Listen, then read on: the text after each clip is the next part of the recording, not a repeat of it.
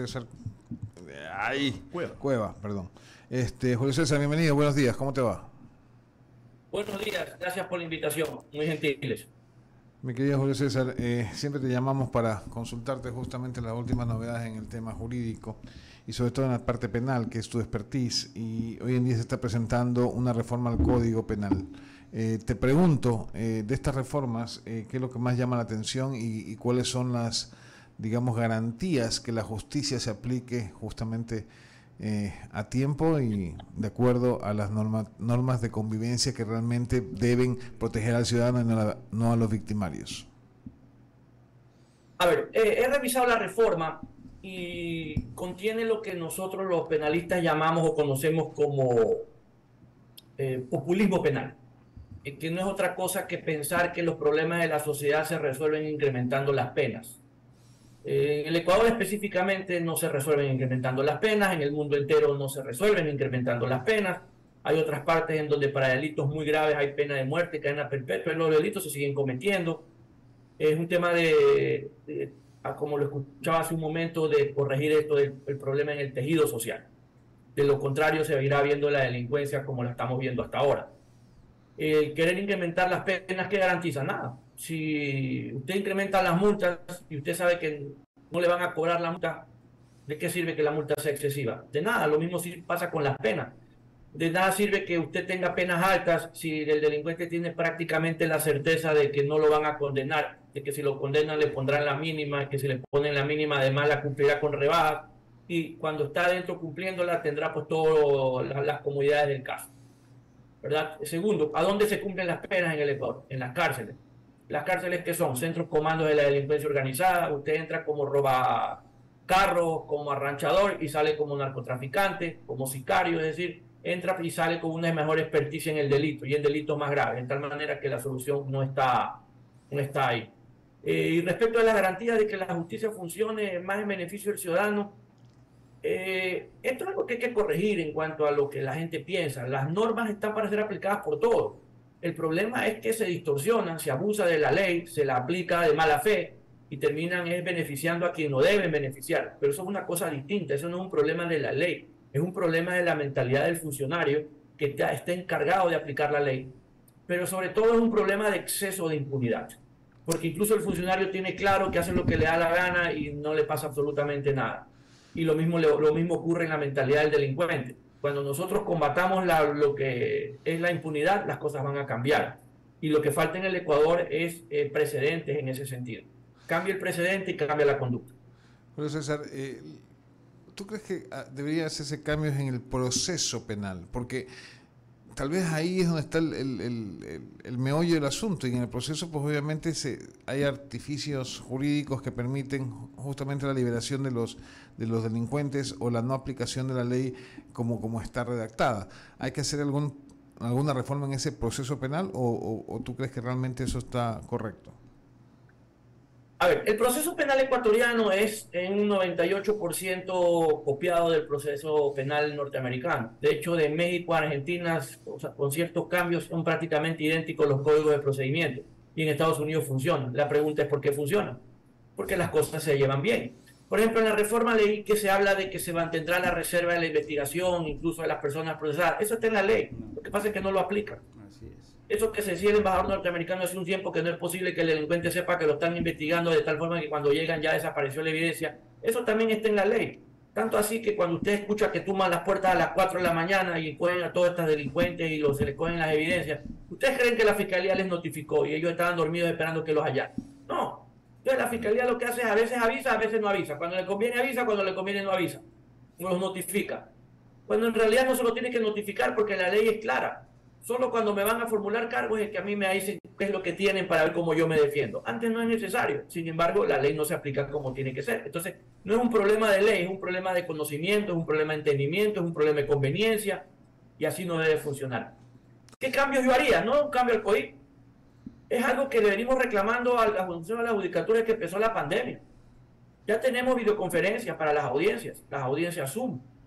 Pero el expediente electrónico, yo tengo que, a mí, ¿qué me sirve estar en una parte si no puedo acceder al expediente? está en videoconferencias y no puede acceder al expediente. Tengo que ir físicamente al juzgado. Esos juzgados que cada vez están peor se caen a pedazos. Esos elefantes blancos que no sirven para bendita la cosa. No tienen razón de ser, cuando lo que se puede hacer es contratar un sistema para tener, a cada juez puede tener su propia sala virtual de audiencia. Entonces el juez puede estar en China, el secretario en Tailandia, el fiscal en Rusia, y no hay forma de acceder a ellos para corromperlos o para matarlos o para amenazarlos porque nadie sabe dónde están. Hoy por hoy están en Zoom, pero no están en la sala de audiencia, están arriba en la oficina. ¿De qué sirve? Ponen en riesgo a todo el mundo. Yo podría desde mi oficina verificar el expediente sin necesidad de ir. Se acaba el cuento este de las copias. Entonces, lo primero que hay que hacer para conseguir estos cambios sustanciales es tener un expediente judicial electrónico que permita a todos tener acceso a la información sin necesidad de ir a las unidades judiciales, sin necesidad de poner en riesgo a los funcionarios, ¿verdad? Otra cosa que debería hacerse, pero esto no es a nivel de COIP, sino a nivel general, el tema de el juez debe identificarse por letra y por número, de tal manera que nadie sepa quién es el juez, quién es el fiscal, quién es el secretario. Pedía en la reforma una sugerencia de que los fiscales que investiguen ciertos delitos como lavado de activos, terrorismo, narcotráfico, roten cada mes. Eso es improcedente. Usted se imagina la cantidad de... Los casos más grandes son estos tipos de casos en cuanto al volumen de documentos. Usted se imagina un fiscal que cada mes tenga que volverse a leer todo el proceso. No termina de leer en un mes, ya se está cambiando a otro caso. No avanzaríamos nunca. La solución no está ahí. Realmente creo que la solución está en cuanto al tema procesal propiamente dicho, en la tecnología. Clarísimo, Julio César. Le voy a dar paso a Ramiro Cepeda, que tiene más preguntas para ti. Adelante, Julio. Con todo gusto, Ramiro, buenos días. Julio César, ¿cómo estás? La verdad es que suscribo todo lo que dices, pero yo creo que el análisis queda cojo porque tenemos que partir de la idoneidad de los jueces y de la capacidad de formación que tengan. Es leer esas sentencias en donde la parte emotiva dice una cosa y la parte resolutiva dice otra, es pan de todos los días, en donde el tráfico de sentencias es también muy común en el uso y abuso de la judicatura. Tenemos que replantear desde dónde.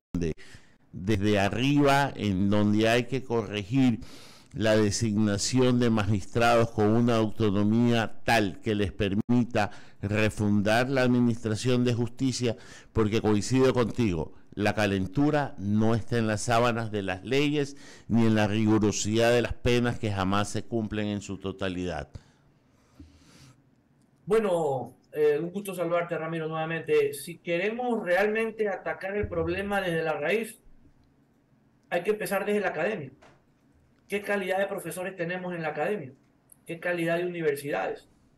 Porque más allá de eso, uno puede tener toda la voluntad de ser un buen juez, pero si usted no tiene unas bases sólidas de conocimiento del derecho que vienen desde la academia, desde la universidad, más los estudios propios que uno haga, uno llega a la judicatura completamente convencido de cosas que no son así y las aplica con pleno convencimiento. No hay corrupción ahí, lo que hay es ignorancia.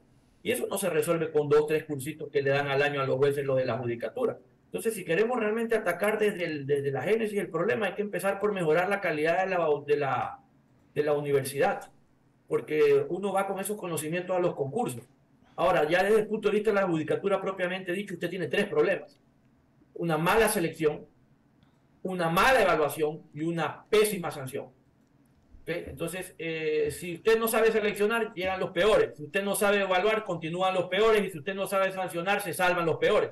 Y eso es en gran parte una de las cosas que está afectando al sistema judicial y obviamente a su credibilidad. ¿Cuál es lo grave? ¿Qué es lo grave? Lo grave es que la función judicial es justamente la que garantiza la paz social, porque de lo contrario ocurre lo que ya estamos viendo. La gente toma la justicia por mano propia, agarran al delincuente y ya ni siquiera se lo entregan a la policía. Lo apalean primero, lo entregan después. Entonces, estamos volviendo a la época de ojo por ojo, diente por diente, y eso es gravísimo en una sociedad porque en un momento menos pesado va a ser incontenible. Ya la gente no quiere ir a los tribunales. Y más grave aún, no es que la gente haga justicia por mano propia, me refiero a que agarre al delincuente y lo apalee. Lo que va a pasar es que cuando ya la justicia deja de funcionar, usted no se quiere divorciar, prefiere ser viudo, contrata un sicario. Usted no quiere pagar la deuda, contrata a alguien que elimine al deudor y no paga la deuda. Y esas cosas creo que ya están empezando a ocurrir en el Ecuador, ¿verdad? En donde la gente resuelve de manera paralela los problemas. Y eso es porque la justicia es ineficiente. Julio César, tú has tocado un tema que en verdad se me escapaba y que tienes razón, el tema de la academia. Pero sí hay una que otra facultad de jurisprudencia en donde sí se enseña lo que se debe de enseñar. Lo que resulta es que el producto que se vota no quiere ocupar la judicatura por todo lo que tú acabas de decir. Claro, es que también tiene que ver tiene que ver también con los valores, ¿no? Por ejemplo, si nosotros comparamos un juez en los Estados Unidos, un juez en los Estados Unidos es una autoridad. A diferencia de aquí, en donde empiezan la carrera siendo jueces y después terminan en abogado de libre ejercicio, ya es al revés. Ahí empiezan primero haciendo fama, haciendo reputación, buena reputación como abogados litigantes o como fiscales o como ayudantes de fiscales, y culminan su carrera con algo que allá se considera un gran honor. Ser un juez allá es un gran honor, por eso le dicen Your Honor, porque es un gran honor. Usted ve a cualquier persona, no se diga un fiscal, no se diga un abogado, un policía, usted le dice soy juez, le hace una reverencia. ¿Por qué? Porque llegar a un cargo de eso es un honor. Más allá de que están bien pagados, no cualquiera llega al cargo, porque para llegar al cargo se requiere ser prácticamente una eminencia en derecho. Y estoy hablando de primer nivel, no se diga de Corte Suprema de Justicia. Acá es todo lo contrario. Entonces usted no los tiene bien pagados, no están bien capacitados.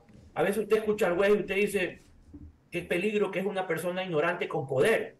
Entonces hay que empezar desde abajo y el tema de ser juez tiene que convertirse casi que en un honor, más que en un tema de cuánto gano o cuánto puedo llegar a ganar, ¿verdad? Como resulta en otras partes, que es realmente una distinción, sin perjuicio de que están muy bien pagados. El doctor Gustavo Noboa tenía una frase que a mí me encantaba: si quieres conocer a una persona, dale poder, y tú acabas de tocar un poco ese tema. Pero volviendo al tema de la judicatura, que es algo que creo que es por lo que habría que empezar.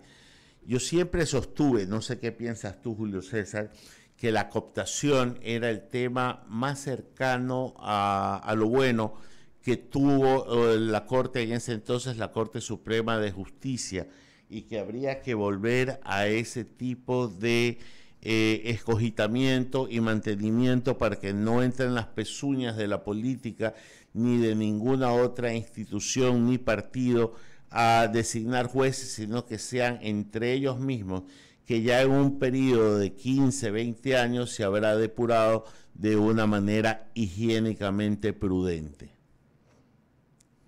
Ramiro, volvemos al problema de las leyes. El Ecuador lo ha intentado todo para nombrar jueces, desde la legislatura, desde la cooptación, desde los concursos públicos, y nada funciona. ¿Sabes por qué nada funciona? Porque el problema no es el procedimiento, el problema es la mentalidad de la persona. El que te pone en la lista para ser juez tiene en su cabeza que es acreedor político tuyo. El que termina siendo juez cree que es deudor político del que lo nombró. Y entonces después viene el cobro de favor, por eso es el tráfico de influencias. En los Estados Unidos, ¿cómo funciona? El presidente de los Estados Unidos para la Corte Suprema, él dice a quién sugiere. El Congreso lo estudia desde que nace para ver si es idóneo y lo designa. A ninguno de los dos, ni a los legisladores ni al presidente, se les ocurre levantar el teléfono a decir me debes. Y usted escucha aquí al presidente de la República diciendo, por ejemplo, no de juez, no de judicatura, el delegado del presidente. O sea, no, nadie le ha explicado a este señor que se llama delegado porque por constitución y ley le corresponde a él mandar la terna, pero no es que le dé explicaciones, no es que le obedece, existe independencia de funciones. O sea, ya cuando usted tiene esa mentalidad, no hay proceso de elección de funcionarios, los que sean, que funcionen. Ahora, en cuanto a la judicatura, tienes razón. Mira, la judicatura es un ente estrictamente político. Mientras siga siendo estrictamente político, la independencia judicial es una quimera. Tiene que ser técnico. El que va a la judicatura tiene que ser alguien que tenga 15 años, no que son que muy honorable. Aquí todos somos honorables. Y a veces no es cierto. Tiene que ser el que va a la judicatura, tiene que haber tenido por lo menos 15 años de abogado litigante. Tiene que tener por lo menos una maestría en lo que es administración pública, por lo menos una maestría en derecho procesal, algo que nos garantice que estas personas saben cómo funciona el sistema procesal ecuatoriano, porque lo contrario, ¿cómo haga usted los reglamentos para que funcione mejor el sistema? Entonces, mientras siga siendo un ente que se nomina y se elige de manera política y no técnica, este problema va a ser reiterativo independientemente de cuál sea el procedimiento para elegir. Y mientras la mentalidad del funcionario no cambie, podemos traer todos los que usted quiera, no va a funcionar. porque la gente no piensa como debe de pensar, sino todo lo contrario. Permítame saludar e invitar a mi compañero Javier Segarra Torres para que se integre a la mesa de diálogo. Y no te escucho, Ramiro. Para que Javier Segarra se integre a la mesa de diálogo, está también en plataforma en la cabina alterna. Javier, buenos días. Audio. No me escucha. A ver, mira si tu audio se... Javier, buenos días. ¿Me escuchas? ¿Cómo le va? Buenos días. Ahí me escuchan ustedes, doctor. ¿Cómo le va? Buenos días. ¿Me escuchan? Yo no escucho, no sé si me oyen. Nosotros lo escuchamos. Yo no los escucho a ustedes. Doctora. Parece que tenemos algún problema con usted. No sé si se puede. Julio César, ahí, ¿me escuchas? No, es un problema de él. Es un problema de él. Okay. No sé si lo pueden llamar por teléfono y decir que lo... Javier, tú sí me escuchas, sí escuchas acá en la cabina. Es un problema. Yo escucho a ustedes, el doctor no sé si me escuche a mí. No. Sí, nosotros escuchamos, entre nosotros nos escuchamos, me parece que el problema es con el invitado. Sí, perfectamente. Ya, entonces vamos a tratar de ubicarlo por teléfono. Por favor. Ahora sí ya los escucho. Ya, ok. Adelante, Javier. Perfecto. Ya. Gracias, doctor. ¿Cómo le va? Buenos días. Buenos días, Javier. ¿Cómo estás? La verdad que cuando uno escucha el tema de la situación de el sistema judicial como tal en el Ecuador, uno no termina de entender cómo esta falta de mente para trabajar jurídicamente y no políticamente no ha cambiado, porque llevamos años buscándole la manera, la forma de tener una justicia que realmente sea eso, ¿no? Y como bien decía Ramiro hace un momento, el tema de la cooptación en su momento funcionó, pero de ahí en más, venga de donde venga, ha sido el manejo político el que ha predominado en el manejo de la justicia, doctor, ¿o me equivoco? Sí, por supuesto, porque usted no sé, Javier, tú has de recordar que hace unos 20 años probablemente la joya de la corona eran las aduanas, ¿te acuerdas? Correcto. Ahora la joya de la corona es la justicia. ¿Por qué? Porque se dieron cuenta de que con la justicia usted puede manipular a todo el mundo, porque en la justicia usted juega con los bienes y la libertad de las personas. Entonces la justicia terminó siendo una mercancía. Entonces todo el mundo quiere ser gerente propietario de la justicia. Todo el mundo quiere tener sus propios jueces, sus propios fiscales. Esa es la mentalidad del ecuatoriano. Entonces yo mañana me invento, importar jueces. Imaginémonos que importamos jueces de Suiza, de Alemania. ¿Usted cree que van a durar una semana aquí? Esa gente que piensa que solo se debe a la Constitución y la ley y de repente se acerca a alguien a decirle cómo hablamos, cómo arreglamos. La gente sale corriendo a la semana, por no decir al segundo día. Entonces no es un problema de ley, es un problema de mentalidad. Y ojo, ese es el ecuatoriano promedio. No solo hablemos de la justicia, Javier, porque normalmente ¿qué es lo que hacemos? El fiscal corrupto, el juez corrupto. Y yo pregunto, ¿y se corrompen solo? ¿O hay el privado que los corrompe? El caso soborno, ¿por qué se llama soborno? Porque los privados fueron a corromper a los públicos. El ciudadano, y no solamente en la justicia, el ciudadano que se pasa el pare y le da un dinero al vigilante, porque el pare está ahí para usted, está para mí, para él no está. Entonces el ecuatoriano cree que es una excepción a la ley. En el Ecuador es donde se fraguó esta frase, echa la ley, echa la trampa. Y si usted quiere saber si eso es verdad o no, Javier, parémonos en cualquier esquina del país y veamos cómo se comporta el peatón, el ciclista, el motociclista. Cada uno hace lo que le da la gana. Y si usted le pregunta, se ponen disgustados. ¿Por qué? Porque la ley es para todos, menos para él. El de al lado piensa igual. Entonces, esto lo trasladamos a la función pública. Entonces, ¿cuál es la consecuencia? El exceso de impunidad. El problema del Ecuador, Javier, no es la corrupción, es el exceso de impunidad. Corrupción hay en todas partes del mundo, pero en todas partes del mundo hay exceso de impunidad. Por eso usted tiene en cada elección, cada 2 años, 10% de incremento de candidatos. 9.000 personas quieren el cargo público. ¿Sabe por qué? Porque las condenas que han habido han sido tan pocas y tan mínimas en años y cumplidas a medias y con condiciones beneficiosas dentro de las cárceles, que en lugar de desincentivar la corrupción, la incentivan. Todo el mundo quiere un cargo público, porque tienen prácticamente la certeza de que o no lo descubren, o si lo descubren no los procesan. Y si los procesan no los condenan. Y si los condenan es una pena mínima. Y si es una pena mínima, igual tienen descuento. ¿Qué país puede progresar así? Entonces, aquí lo que hay que combatir es el exceso de impunidad, pero para eso usted tiene que cambiar la mentalidad de la gente, porque el ciudadano es el que va a cubrir esos puestos. Los cargos públicos no están cubiertos por ciudadanos importados, son ciudadanos ecuatorianos. Somos nosotros que salimos de la ciudadela, de la universidad, de los colegios, son nuestros vecinos los que van a esos cargos. Se requiere educación porque el tema es de fondo y en ese sentido salir de esta situación adversa por la mentalidad que tiene o tenemos los ecuatorianos es bien complicado y para eso se requiere un cambio profundo. Sí, por supuesto. Y un cambio de mentalidad. No podemos seguir así porque nos quejamos del narcotráfico, por ejemplo, pero todas estas cosas que están pasando, nosotros las hemos permitido. Ya en un momento tenemos que tener claro de que esto no se están matando entre ellos. Todo esto va a llegar a desbordar a la sociedad. Y espero que no sea tarde, que no lleguemos a avanzar más, porque yo creo que estamos a puertas de lo que era la Colombia de los mediados de los años 80. Y eso es algo que no debemos permitir. Pero para eso como ciudadanos tenemos que colaborar y eso no pasa. Matan a alguien, no es problema mío, más allá de que lo graban morbosamente y lo sacan en las redes. Pero cuando usted le dice, por favor, ¿puede identificar el carro que vio, aunque sea el color, la marca, el modelo? No, eso no es problema mío. Entonces nos hemos vuelto indiferentes. Tenemos que dejar de ser indiferentes como ciudadanos. De lo contrario, el país va a estar en manos de la delincuencia. Gracias, doctor, de mi parte. Ahí en el panel continúan con la entrevista. Muchas gracias, mi querido Julio César. Se nos fue el tiempo, no alcancé, pero será la próxima vez. Gracias, como siempre, por concurrir y por poder estar acá. Te mandamos un abrazo, Julio César. Gracias, Eduardo. Muy gentiles por la invitación. Un abrazo para todos ustedes. Que tengan un buen día. De igual manera, abrimos espacio en las menciones publicitarias y decimos, Ramiro. Isabel te ofrece los mejores lomitos enteros de atún en aceite de girasol, la manera más saludable y deliciosa de expresar tu amor.